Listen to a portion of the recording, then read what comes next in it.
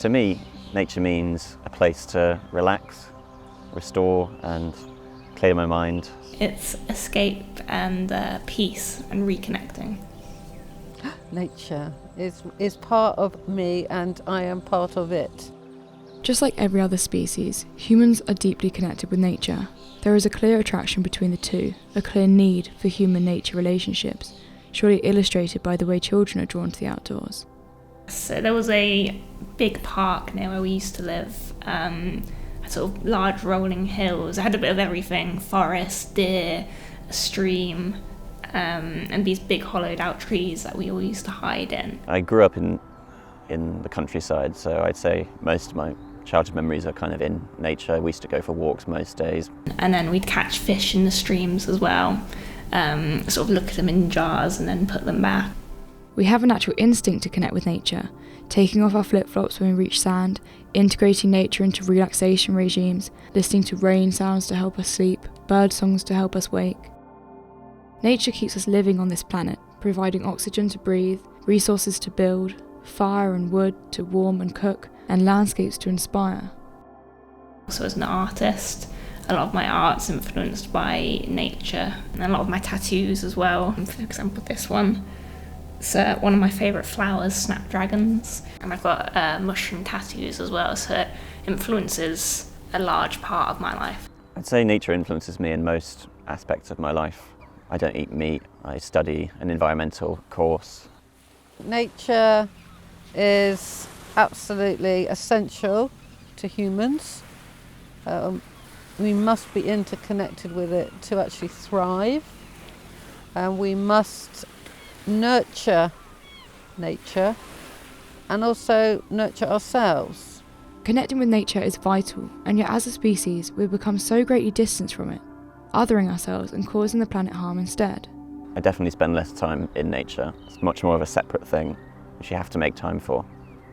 As a child, you're not thinking about bills, you're not thinking about work, you've got more time. Nature's just a lot more a part of life as a child. Which seems ludicrous when natural spaces hold so many health benefits, and spending just 20 minutes in nature can reduce stress levels by 68%. Walking barefoot through grass allows our body to exchange ions with the earth, ions that could otherwise build, initiating the inflammatory process and causing disease. By restoring electrical balance, we may calm our nervous system and improve mental well-being. Walking barefoot makes us more attuned to our body. It also keeps our feet and legs strong, as our muscles work harder on the uneven surfaces than when we wear shoes, relieving muscle and joint pain as well as improving posture. It can release endorphins, reducing feelings of depression, and help our respiratory rate, circulation, blood oxygenation, glucose regulation, and immune response. Not only do forests provide shade, oxygen, wood for warmth and fuel, but they also come with many health benefits. Hugging trees causes us to release a hormone called oxytocin, creating feelings of trust, love, and warmth. There is a closeness that comes from this, from looking up at its highest leaves, feet planted upon the soil in which its deepest roots grow and communicate. Trees and plants emit phytoncides, defending themselves from insect, bacterial, and fungal attacks. However, they are also proven to increase natural killer cells in our bodies, cells that detect and fight cancer and bacterial infections. Hugging trees can lower stress, blood pressure, heart rate, and anxiety, and improve immunity and recovery from illness and trauma. So I spend quite a lot of time in nature. I value it for many reasons. And I think we should all have a very good relationship to it, because it gives us so much. So we're going to go for a swim now. Cool. Let's crack on and do it. My mother said that I was swimming at the age of 18 months. There's a lot around at the moment around the benefits and the benefits of doing swimming, cold water. So my way of getting in the water is I will do it quickly, because then I know that my body will adjust. And in about the first 2 minutes, my hands and my feet are very tingly. It's quite a dull ache, pain, but you just with your mind say this is going to shift. In a couple of minutes you're going to actually feel fine. What I tend to do is swim, acclimatise, and then I will dip in and out with my head. I really like that. I really like putting my head under the water. First is it's the body, You feel you're amazing in your body. You come out and you feel like, oh, just like tingling and strong and alive. Psychologically it's good because you're right in your body and not in your head.